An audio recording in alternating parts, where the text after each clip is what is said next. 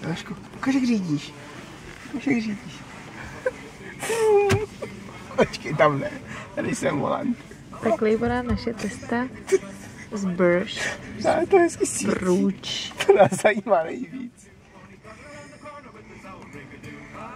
Elinka už zkouší řídit, právě čekáme na lodičku, máme asi tak ještě 15 minut, než se budeme naloďovat. No možná víc.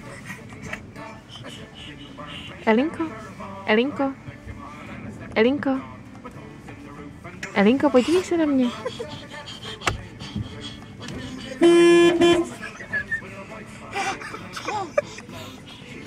Tak Elinka právě zatroubila.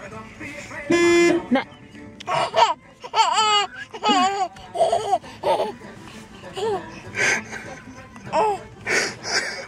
Se mu někdo rozesmálo a nám končí baterka.